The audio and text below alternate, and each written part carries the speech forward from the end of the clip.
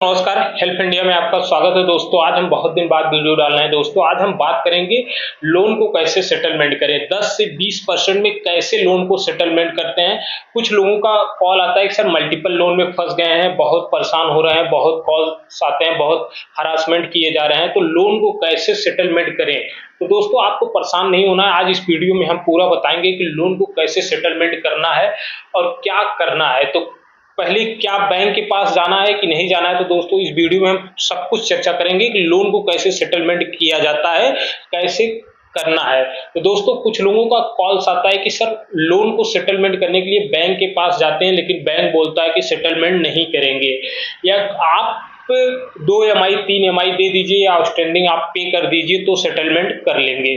तो दोस्तों आज हम इसी वीडियो पे चर्चा करेंगे कि लोन को सेटलमेंट कब करते हैं, कब करेंगे तो ज्यादा डिस्काउंट आएगा, कब क्या करना है, तो इस वीडियो में सब कुछ बताएंगे। दोस्तों जैसे हम बात करते हैं, अगर आपका लोन डिफॉल्ट हो गया है, मल्टीपल लोन है, मल्टीपल लोन मतलब जैसे एक लोन, दो लोन, एक लोन के चक्कर में, चुकाने के चक्कर में दूसरा लोन, दूसरे के चक्कर में तीसरा लोन, तीसरे के चक्कर में चौथा लोन, पांचवा लोन, ऐसे ऐसे करके 10-12 लोन हो गए आपके ऊपर। अगर आप लोन नहीं चुका पा रहे हैं, और मैंने हर वीडियो में बता भी रखा है कि अगर आपके पास पैसे हैं तो इनका पैसा वापस कर दीजिए, अगर नहीं है तो उस कंडीशन में क्या करना है उसके बारे में बात करेंगे। जैसे एक लोन के चक्कर में अगर दूसरा लोन डिफॉल्ट होता है, तीसरा हो रहा है, तो उसी पे लॉक स्टॉप कर दीजिए, नहीं तो आप ऐसे मल्टीपल लोन में फंस जाएंगे।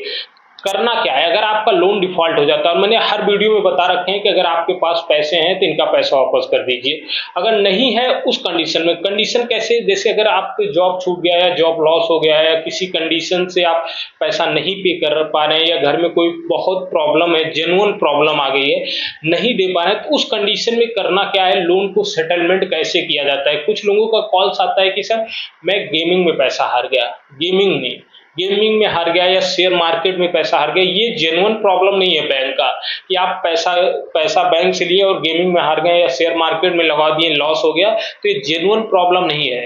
प्रॉब्लम हो सकती है, प्रॉब्लम होने मतलब जैसे मेडिसिन कंडिया, आपके जॉब छूट गया, ये सब जेन्युइन प्रॉब्लम हो सकता है, या घर में कोई प्रॉब्लम आ गया, या किसी कारण नहीं दे पा रहे हैं, ये सब जेन्युइन प्रॉब्लम हो गया। तो दोस्तों करना क्या है, कुछ लोगों का कॉल आता है कि सर मैं बैंक के पास जाता हूं सेटलमेंट करने के लिए, तो बैंक बोलती है आउटस्टैंडिंग मतलब कि जो आपका आउटस्टैंडिंग है उसको आप पे कर दीजिए तो आपका सेटलमेंट हो जाएगा, या फिर 1 2 EMI 3 EMI 4 EMI दे दीजिए तो आपका लोन सेटलमेंट ऑफर आने लगेगा, आपका सेटलमेंट हो जाएगा। या कोई रिकवरी एजेंट आता है कि आप हमको 10,000 दे दीजिए, 5,000 दे दीजिए तो मैं सेटलमेंट करवा दूंगा। तो ये सब से दूर रहिए। अगर आपका लोन सेटलमेंट नहीं हो पा रहा है, किसी कारण से आप लोन को नहीं दे पा रहे हैं और बहुत परेशान हो रहे हैं, आपका कॉल आ रहा है, हरासमेंट आ रहा है, और देखिए लोन कोई सेटलमेंट नहीं कराता है। क्या एक एडवोकेट आपके नोटिस को जवाब दे सकता है, आपके नोटिस को आपको, या फिर रिकवरी एजेंट से हरासमेंट के लिए जो परेशान हो रहे हैं उसके लिए आपको DRA का lesson, home visit letter, I card, ये सब बता सकता है। यह आप कहो या एडवोकेट कोई सेटलमेंट करा दे, तो कोई एडवोकेट सेटलमेंट नहीं कराता है। सेटलमेंट बैंक और आपके पक्ष में होगा। हाँ, बैंक को आप लीगल नोटिस दिलवा सकते हैं एडवोकेट के माध्यम से, आर्बिट्रेशन का हो गया, रिकॉल हो गया, डिमांड होगा, ये सब नोटिसों का आप जवाब बनवा के एडवोकेट से लेके जवाब दे सकते हैं। उसके बाद ये कोर्ट में केस चला गया है, उस चीज के लिए एडवोकेट हायर कर सकते हैं, आप अपने केस को बेल करा सकते हैं। ये सब होता है आपका जुनून, ये सब कंडीशन है कि आप एक एडवोकेट के माध्यम से कर सकते हैं। नोटिस बनवाना रिकवरी एजेंट से, या फिर DRA का लेसन, होम विजिट लेटर, ये सब मतलब पूछ सकते हैं कि रिकवरी एजेंट आते हैं क्या क्या मांगना, DRA का lesson, home visit letter, I card, ये सब कोई रिकवरी एजेंट आता है तो आप मांग सकते हैं। या कोई नोटिस का जवाब देना हो, जैसे नोटिस का जवाब मतलब जैसे आर्बिट्रेशन का हो गया, रिकॉल हो गया, डिमांड हो गया, सेक्शन 25 का नोटिस हो गया, सरफेसी एक्ट 13(2), 13(4), 13(6), ये सब नोटिसों का आप जवाब आपत्ति ले सकते हैं। और अगर आपको कोई एजेंट बोलता है कि आप 1 EMI 2 EMI 3 EMI दे दीजिए आपका फिर सेटलमेंट का ऑफर आने लगेगा, तो ये सब प्रॉब्लम, ये सब मत करिए, क्योंकि आपका 1 EMI 2 EMI 3 EMI, कभी कभी क्या होता है कि कोई रिकवरी एजेंट आपके खाते में पैसा डाल देता है, आपके खाते को NPA नहीं होने नहीं देता है NPA, क्योंकि NPA हो जाएगा तो RBI को रिपोर्ट देना होता है। आरबीआई बैंक को आरबीआई को रिपोर्ट देना होता है, इसके वजह से वो एनपीए से बचाती है ताकि एनपीए से बच जाए। और जब तक आपका और सेटलमेंट तब तक नहीं होगा जब तक आपका खाता एनपीए में नहीं जाएगा।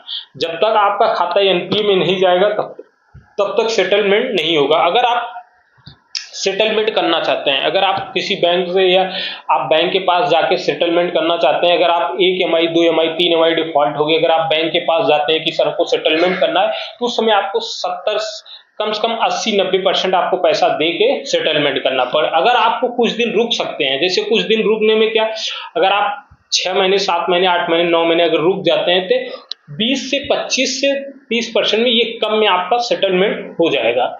और इसके लिए आपको प्रॉपर नोटिस देना होगा। नोटिस जैसे रिकॉल हो गया, डिमांड हो गया, आर्बिट्रेशन हो गया, बैंक को अवगत करानी होगी, अपनी समस्या बतानी होगी। अगर आप बैंक को अपनी समस्या बतानी चाहते हैं तो कैसे बताएंगे, उसके लिए प्रायर नोटिस देना होगा। अगर आपको बहुत ज्यादा हरासमेंट या रिकवरी एजेंट अगर आपको परेशान कर रहे हैं तो किसी एडवोकेट के माध्यम से एक इंटीमेशन लेटर लेके अपने पास रख लीजिए। अगर कोई रिकवरी एजेंट आते हैं तो उनसे साइन कराने के लिए कि इस पे आप साइन, अगर आप वो बैंक के रियल रहेंगे तो साइन करेंगे, अगर बैंक के रियल नहीं रहेंगे तो साइन नहीं करेंगे। और कोई नोटिस का, जैसे कोई नोटिस आ ही गया है आर्बिट्रेशन का, रिकॉल का, डिमांड का, आर्बिट्रेशन का, तो इसके लिए बहुत परेशान नहीं होना है, आपको बहुत ज्यादा घबराना नहीं कि हम नोटिस आ गया है। तो इसके लिए आप किसी एडवोकेट से मिलकर उसको नोटिस का जवाब बनवा के आप दे सकते हैं। और इसके लिए अगर आपको अगर सेटलमेंट ही करना है तो सेटलमेंट के लिए आप वेट कर लीजिए 6 महीने 7 महीने 8 महीने, तो आपको कम डिस्काउंट में सेटलमेंट हो जाएगा। इसके लिए आपको बहुत ज़्यादा परेशान नहीं होना। अगर कोई रिकवरी एजेंट आते हैं, अगर आपके घर पे आते हैं, आपके घर पे तरह तरह की तमाम धमकी देते हैं कि पुलिस बन के कभी कि मैं यहाँ से बोल रहा हूँ आपके घर कल पुलिस जाएगी, तो ये सबसे परेशान मत होइए। अगर कोई आपके घर पे रिकवरी एजेंट आते हैं तो उनसे 3 चीज़ मांग लिया करिए, home visit letter, I card, DRA का लाइसेंस। ये सब मांगने के बाद अगर उनके पास है तो उनसे बात करिए, अगर नहीं है तो उनसे बात भी करना नहीं, क्योंकि वो फेक भी हो सकते हैं, प्राइस पता नहीं किस कहाँ से आए हुए हैं। तो इसके लिए परेशान नहीं हो। अगर आपको लोन को सेटलमेंट ही करना है तो सेटलमेंट के लिए आपको मैंने बता ही दिया है। और दोस्तों अगर वीडियो अच्छा लगे तो लाइक शेयर सब्सक्राइब जरूर कर दिया करिए, और आप एक लाइक कमेंट जरूर करके बताइएगा कि सही है या नहीं, ठीक। और मैं अपने वीडियो को यहीं पे समाप्त कर रहा हूँ। जय हिंद, जय भारत।